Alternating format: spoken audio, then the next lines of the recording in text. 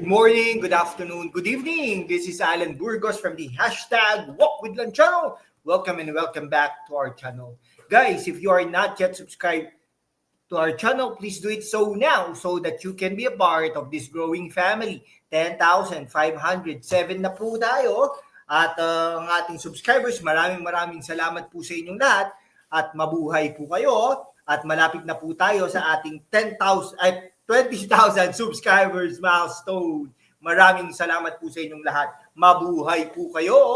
At ang pag-usapan po natin today ay dyan sa Caloocan City. Alam nyo naman po, no? Tayo ay para tayo sa good governance at saka sa pamamalakad na tama, no? Kaya nga po ang ating ini-endorso dyan sa Maynila ay dyan si Yorme Isko Moreno at dyan naman sa Pasig City ay okay na po si Diskaya, no?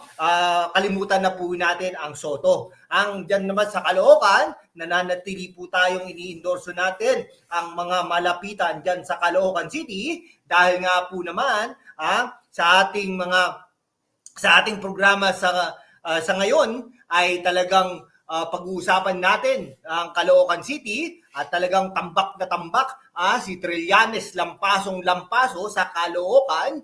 Malapitan, number 1 pa rin dyan sa Caloocan ayon sa isang survey. Ayan po Lampaso po, unang-una pa rin sa survey si Along Malapitan. Okay, yan po Caloocan City Mayor Dale Gonzalo Malapitan, unang-una pa rin dyan sa Caloocan City.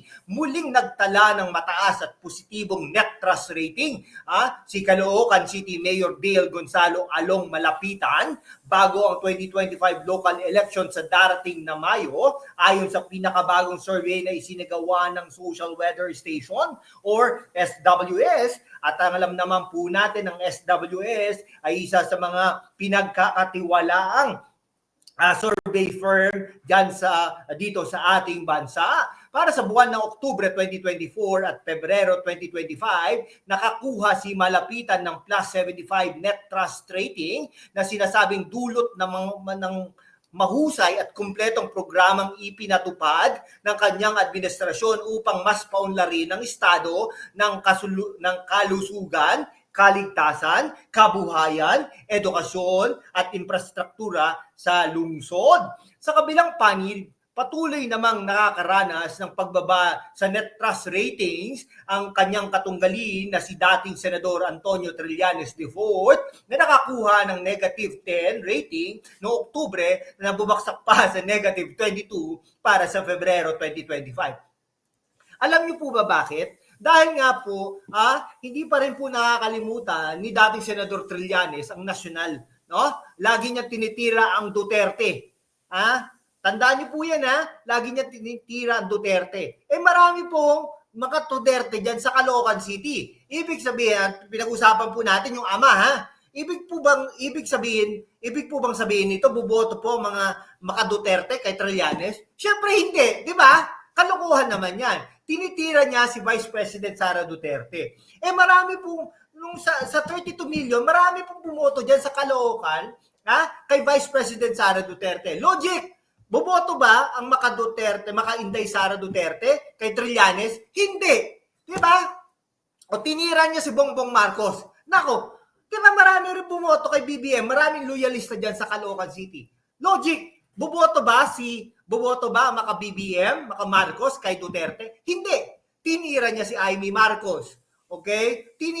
Ito pa, tinira niya si Bongo. Tinira niya si De La Rosa. Diyos ko, di ba? Wala na. Ngayon, mahirap. Di ba? Tinira niya si former Vice President Leni Robredo. Marami rin bumoto kay Leni dyan. Di ba? Nakuha nyo? Nako.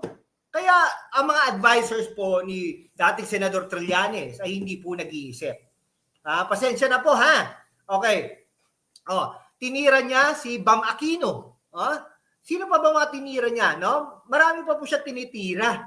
Okay? Nag-i-stick po siya kay Hontiveros na inaasahan na baka maging gawin siya vice presidential candidate pagdating ng 2028. Pero hindi na po, wala na po. Pagkatapos po nito, maniwala po kayo sa hindi, tapos na po ang karera. Pero siyempre, hindi po naman natin idinadasal na matapos ng karera ni Senador Trillanes dahil magaling naman po ito. Kaya lang, hindi po siya nakinig sa atin. Nakakita po ba kayo ng local candidates na talagang nagko-concentrate sa national? Hindi po, wala po. Bibihira po, no? Kay Yorme Isko Moreno, sinasabi lang niya, may mga programa tayo, positive ang datingan, kumbaga. Nakuha nyo? Pero ito, tumitira ka ng tao eh. Tumitira ka ng mga kandidato. May pakialam ka pa ba doon? Wala na. Tingnan mo, Magdalo Party List, nasa baba, no? Ang numero ni Senator Trillanes, wala. Di ba? Nakukuha niyo po ba? Kaya po, kung from the very start, nakinig kayo kay #WalkWithLan, ay talagang siguro maganda ang karera ni Senador Trillanes. No? Inano natin, gumamit pa kayo mga vloggers ng BBM. Pero syempre, hindi naman kayo papayuhan ng maganda niyan. Tayo, pinapayuhan natin si Senador Trillanes ng maayos. Ano po ba sinasabi natin? No? Mag-concentrate ka na sa lokal dapat. Nung una pa lang, no? Suyurin mo na ang bawat kanto, lahat dyan, mag-town hall meeting, sabihin mo na ang kagustuhan mo na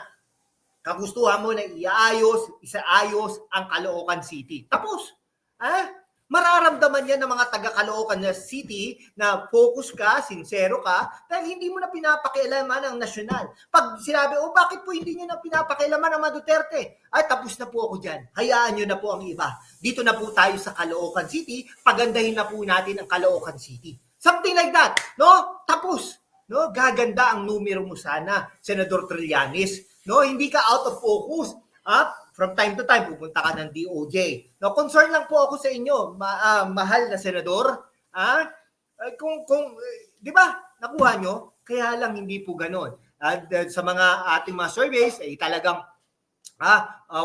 tambak na tambak ka na, Senador Trillanes, dahil nga po sa mga nasagawa mo noong mga nakaraang panahon. Okay? Ito, ang resulta ng mga nasabing survey ay maaari pang magpatuloy sa mga susunod na buwan hanggang sa araw ng eleksyon dahil na rin sa malakas na pagtitiwala ng mga taga-Caloocan sa kakayahan ng administrasyon ni Malapitan na ipagpapatuloy ang kanyang magandang nasimulan at dalhin ang lungsod sa tamang direksyon. Yan po ang katotohanan dyan. No? Pasensya na po Senador Trillanes, at tayo ay kay Malapitan tayo ngayon. Dahil nga naman, hindi po kayo nakinig sa suggestion ni #WalkWithLan. Okay? Sige po hanggang dito na lang po mga kaibigan ko. Maraming salamat po sa inyong lahat. Okay? Tandaan nyo po tandaan nyo, sa Maynila, Isko Moreno tayo. Pasig, Diskaya, Caloocan, Malapitan, sa nasyonal, pagdating na 2028, Sara Duterte. Hanggang dito na lang po mga kaibigan ko. Maraming salamat po sa inyong lahat. Mabuhay po kayo.